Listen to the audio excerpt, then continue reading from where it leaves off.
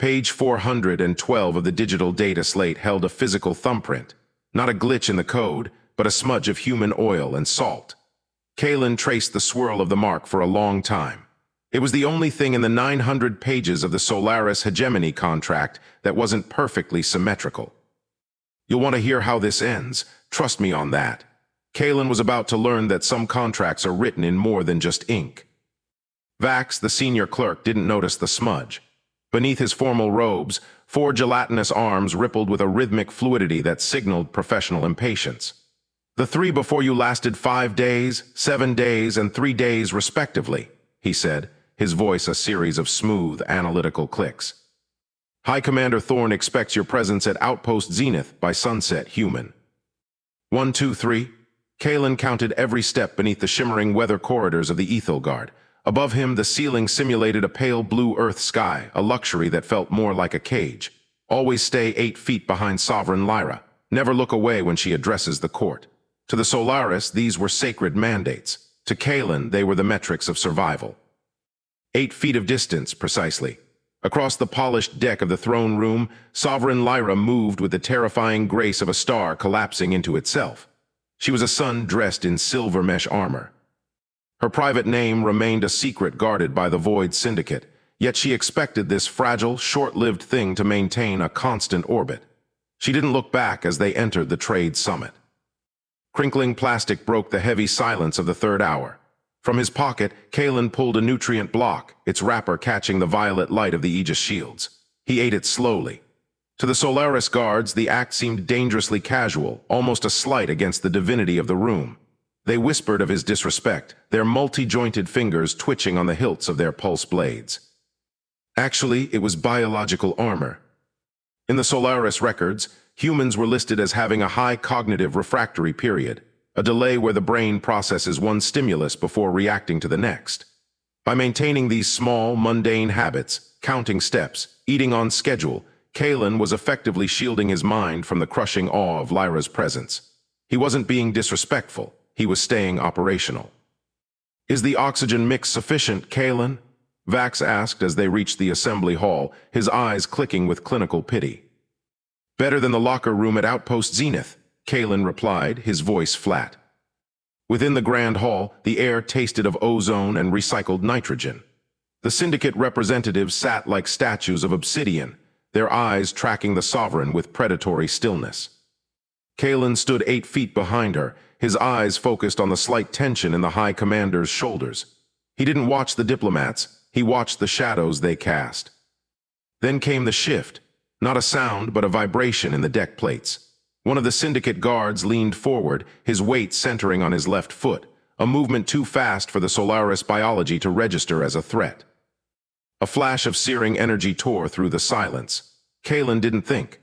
Across the narrow gap between servant and sovereign, he lunged, his body a physical shield against the discharge meant for Lyra's neck. The impact felt like a hammer of white heat hitting his collarbone. Smoking and black, the wound on Kalen's shoulder sent a sharp, metallic scent through the room. Blood, a dark and visceral red, stained the silver deck. Through the haze of pain, he felt the Sovereign turn, her eyes wide with a shock that transcended her station. "You are bleeding," Lyra said, her voice like a bell ringing in a vacuum. Steady remained his gaze. He pressed his palm into the heat of the wound, the smell of his own scorched skin making his stomach churn. "I am at my post," Kalen whispered, the words barely audible over the hum of the emergency shields. He stepped back, reclaiming his position, exactly 8 feet away. Across the smoke-choked hall, the Solaris guards watched in a silence that felt heavier than the ship's gravity. To them, the red stain on Kalen's shirt was not a biological failure, but a secondary contract written in iron. They did not move to help. In their analytical minds, they were witnessing the final constant, a human ritual of self-binding where the servant becomes the shield. "The bleeding is consistent," Vax noted, his eyes clicking with a new, fearful respect. "He does not seek the med bay, he seeks the distance." 8 feet, it was the only metric that mattered when the Void Syndicate launched their secondary strike. During the chaos of the retreat, a gravitational snare pulled Kalen from the corridor, dragging him toward a cloaked boarding craft. The Solaris soldiers hesitated, caught in a logic loop of protocol, while the human was hauled into the dark. They had seen him as a constant. They had not prepared for him to be a variable. Within the Syndicate holding cell, silence was a physical weight. Kalen sat on a cold bench, his shoulder a throbbing pulse of fire beneath the makeshift medical seal. He didn't look at the cameras.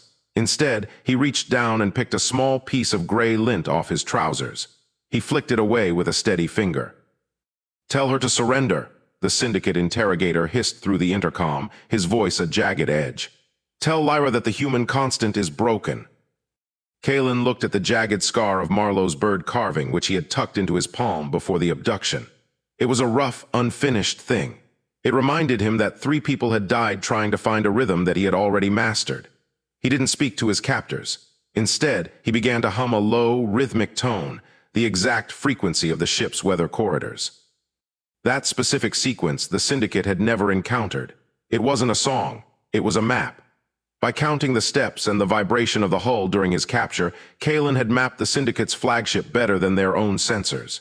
He reached for the hidden data slate in his boot, the one with the thumbprint on page 412. "Sovereign," Kalen whispered into the slate's transmitter, bypassing the cell's jamming with a primitive shortwave pulse. "Do not rescue, execute the sequence, win." The message was received by Sovereign Lyra mid-strike. She didn't hesitate. She didn't pivot her fleet toward the ransom coordinates. Instead, she unleashed a devastating military campaign that collapsed the Syndicate coalition in under 10 hours. She bet everything on the human's ability to remain exactly where he was. It was a vector of weakness transformed into a spear. Came the sound of a hull breach. The cell door didn't open, it disintegrated. Through the swirling white smoke of the breach, Sovereign Lyra stepped into the chamber, her silver armor scorched and smelling of high-atmosphere friction. She found her aide sitting exactly where the sensors said he would be. Blood pooled on the floor, yet Kalen pressed his palm into the wound, maintaining eye contact. "You stayed," Lyra said, her voice dropping the formal resonance of a god.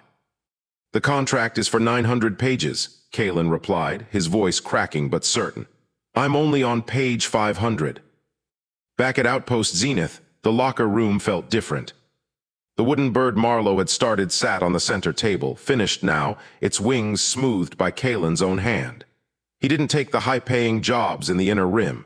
He didn't ask for a promotion to High Commander. He simply reached for a new pen. A long-term contract renewal sat on the desk. He signed it with a steady hand, pressing a fresh thumbprint onto the final page. In his quarters, he found a single nutrient block waiting for him. It was wrapped in a sleeve of hammered silver, an anonymous gift that carried the weight of a sovereign's true name. Kalen walked into the new trade summit, the corridors shimmering with simulated sunlight. He didn't stop at the 8-foot marker. This time he walked beside the sovereign, his boots striking the deck in perfect synchronicity with hers. The crinkled silver wrapper sat in his pocket. The Solaris guards bowed as the 2 constants passed. The dark ship above continued its silent orbit, steel and shadow against an empty sky.